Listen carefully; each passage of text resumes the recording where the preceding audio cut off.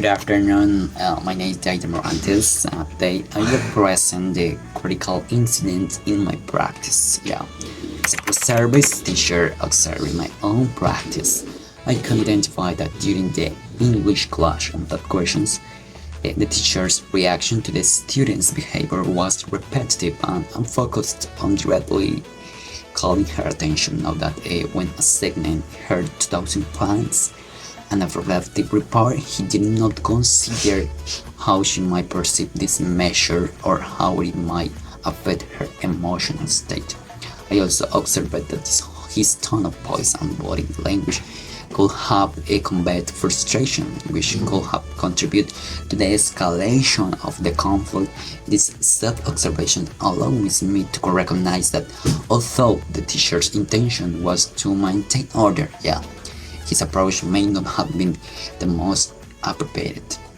During the English class, while explaining the topic of tough questions, the 11th grade students, known for her rugged and defiant behavior, began to interrupt and display disruptive attitudes.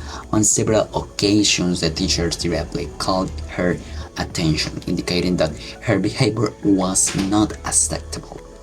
Finally, he decided to assign her 2000 plans and a reflective report as a disciplinary measure. Discussed the students to read angrily, throwing her notebook at him, hitting him in the face, and then leaving the classroom.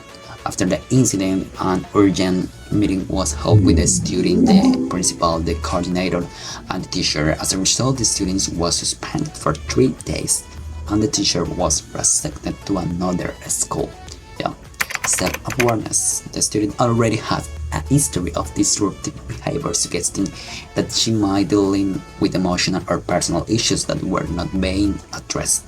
The decision to do a sync 2000-page reflective report may have been perceived as excessive or humiliating, which exacerbated her reaction. Perhaps the topic was not engaging enough to hold her interest, or the classroom environment was not inclusive enough for her to feel comfortable. Her tone of voice and my body language might have conveyed frustration or authoritarianism, which may have contributed to the escalation of the conflict. Third, punitive disciplinary measures such as writing off or writing out are not always effective measures and can generate resentment or escalate conflict. Instead, I should look for more restorative and educational approaches that help students reflect on their actions without feeling humiliated.